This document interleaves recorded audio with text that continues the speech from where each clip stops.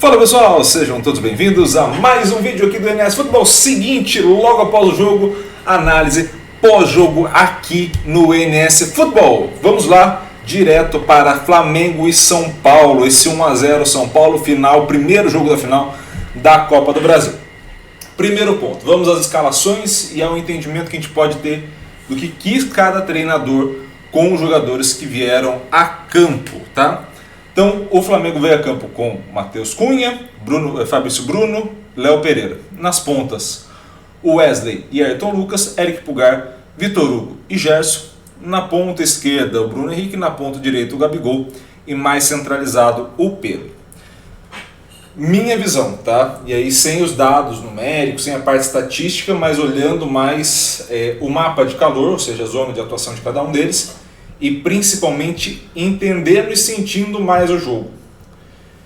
Acho que a escolha do Vitor Hugo para compor ali, junto com o Pulgar, a primeira linha à frente da zaga, ela foi uma escolha errada. Tá? O Vitor Hugo rende muito mais na função do Gabigol. Tá? Então o que eu teria feito ou eu teria pensado em fazer? Tá? Ou trabalhar com Gerson e Pulgar, Gerson mais recuado junto com o Pulgar, e aí mais à frente de 10 o Everton Ribeiro, aí podendo revezar entre ele e o Vitor Hugo ali mudando de posição e o Gabigol no banco, ou até mesmo o Thiago Maia, que aí eu acho que rende melhor ali do que o Vitor Hugo, tá? O Gabigol, no caso, ficaria nesse segundo cenário, tá? Mas qual foi o grande problema deste primeiro cenário que a gente falou? Vamos ao seguinte.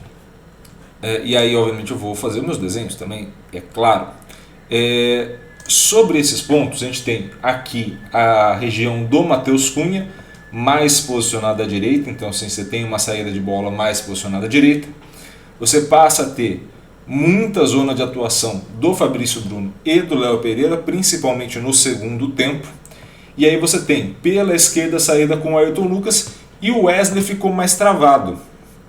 O Wesley continuou fazendo essa amplitude pela direita e também um pouco da profundidade, mas ele não chegou à linha de fundo tantas vezes. Tá? Então ele ficou mais encaixotado aqui, justamente pela estratégia do Dorival de colocar uma dobra ali com o Caio Paulista e com o Nestor. Então nesse cenário que você acaba tendo, o Wesley não conseguiu subir tanto, e aí nesse ponto também o Wesley não conseguiu voltar. E esse espaço aqui, onde está esse X, esse espaço foi o espaço onde o Nestor vai atacar e vai conseguir a maioria das jogadas do primeiro tempo. Tá? Segundo tempo, domínio total do Flamengo, basicamente.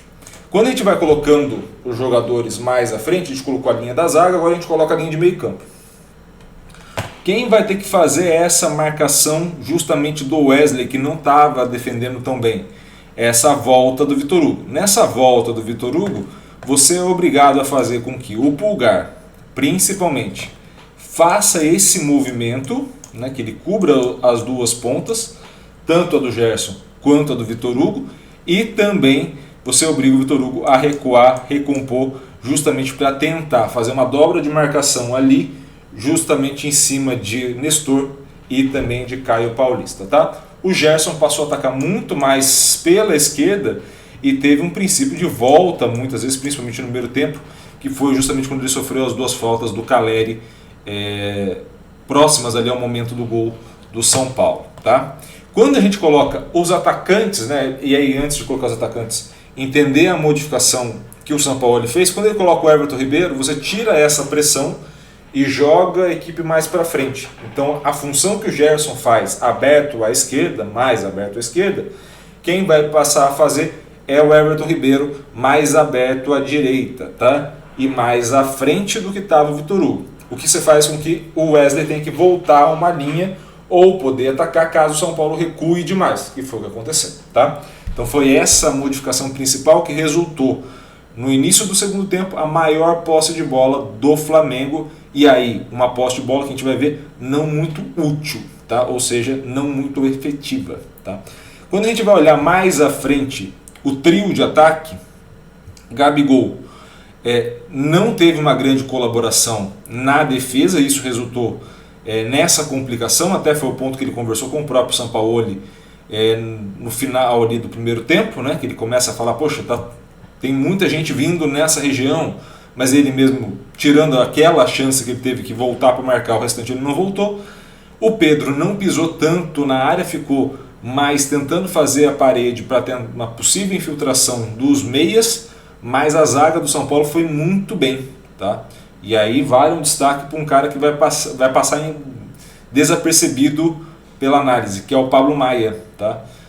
Ele geralmente saía da área junto com o Pedro e não necessariamente o Beraldo e o Arboleda. Então, assim, quando o Pedro caía naquela região, quem ia marcar o Pablo Maia dando esse combate, o Beraldo ficava, o Arboleda ficava. Ou seja, você não saía um jogador para liberar esse espaço para infiltração. E o São Paulo foi muito bem nessa leitura de jogo, tirando o Gabi Neves, que entrou muito mal. Mas a gente vai falar do São Paulo mais à frente.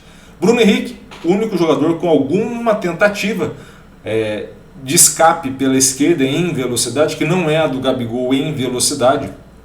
Ele vai receber em velocidade na última linha, não na penúltima.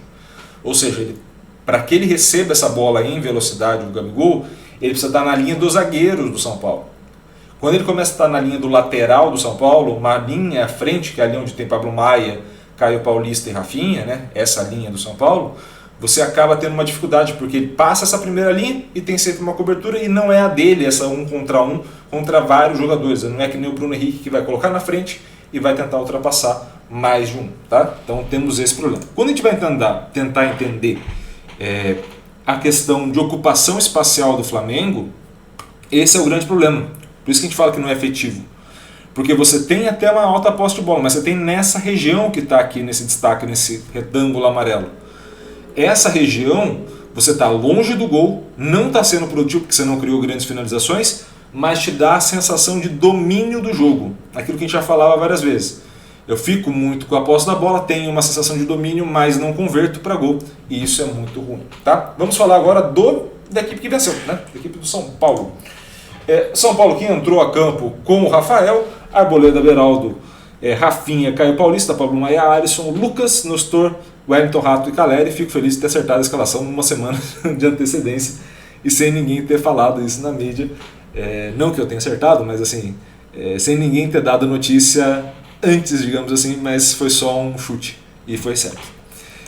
Quando a gente vai tentar entender o São Paulo, a gente passa a entender a linha de defesa. E é aí que começa a ter os encaixes, tá?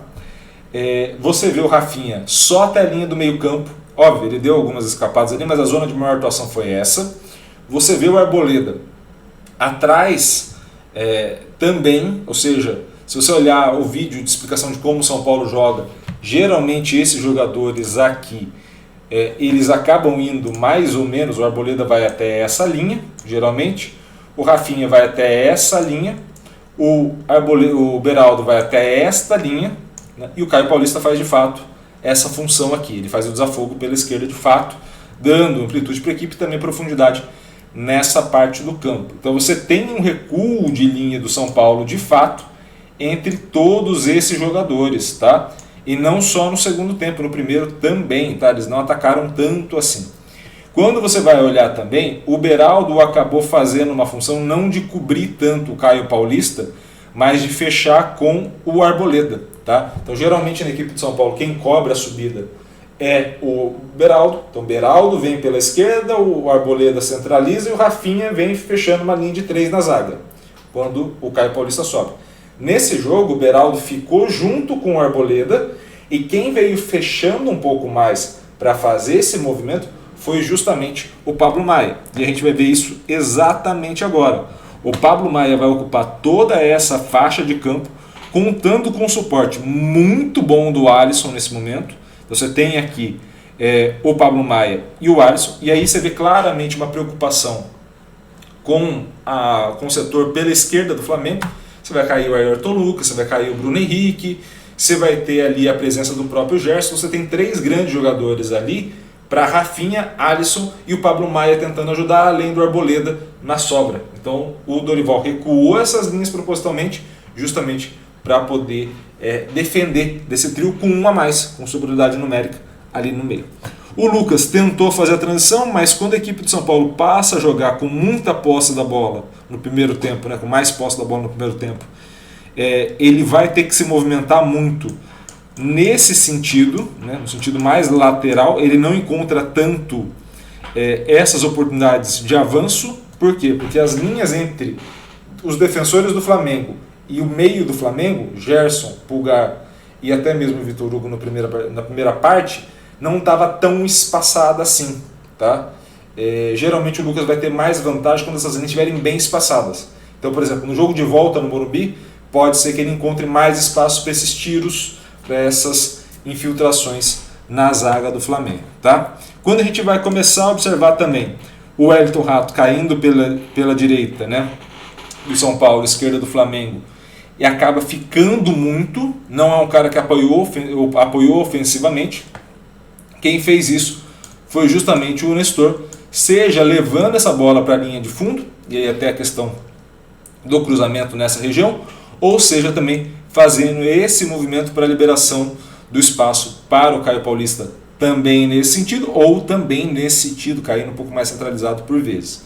O Caleri veio para a direita, por quê? Porque justamente a saída de bola do São Paulo parte do Rafael em direção ao Caleri, aquela bola longa que eles acabavam quebrando, para você pegar as costas do Ayrton Lucas. Tá? Então o São Paulo tentou ir pelas costas do Ayrton Lucas, entendendo, principalmente no segundo tempo, que o Wesley estava um pouco mais protegido ali com o Fabrício Bruno, cai nas costas do Ayrton Lucas, e ali tem um pouco mais de espaço, tem uma disputa 1 contra 1 com o Léo Pereira de fato. E aí a gente pode entender, dentro desse mapa que a gente está fazendo do jogo, a gente pode entender muito bem as zonas de atuação do São Paulo. Uma concentração pela direita, onde eu consigo manter mais a posse, mas principalmente uma esquerda que me dá profundidade. Ou seja, eu consigo manter essa posse por aqui, mas as jogadas mais agudas vão iniciar ou ter as principais ações de assistência aqui nessa região pela esquerda. Então a gente tem aí um cenário onde o Dorival entendeu muito bem o jogo, tá? E aí eu vou citar as substituições. Acho a questão do Gabi Neves pelo Alisson. O Gabi Neves tem um sério problema de entrar bem nos jogos. Ele geralmente ou inicia muito bem, ou quando entra no segundo tempo, a sensação é que ele entra mais desligado, tá? Mas é só uma sensação. E aí é uma opinião pessoal.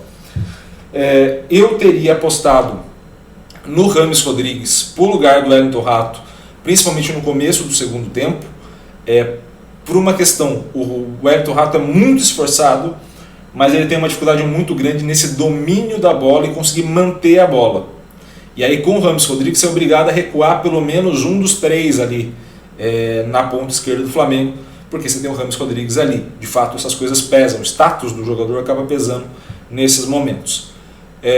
As outras substituições, tanto o Luciano quanto o Michel Araújo, me surpreendeu, principalmente pela saída do Lucas, mas Lucas para o Luciano eu acho que nem pesou tanto. O Michel Araújo tentou fazer a mesma do Nestor, acabou não conseguindo tão bem, até porque o São Paulo recuou as linhas, aí tinha menos com quem trabalhar, mas é compreensível. Tá?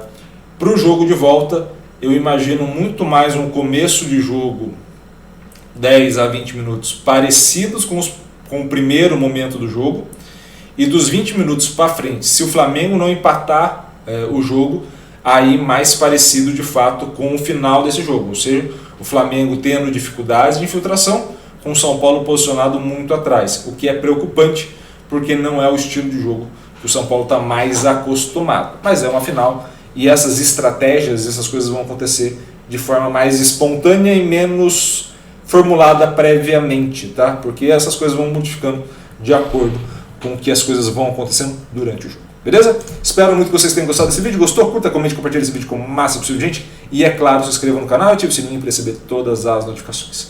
Um grande abraço a todos. Obrigado pelo carinho e pela audiência e valeu. Até a próxima.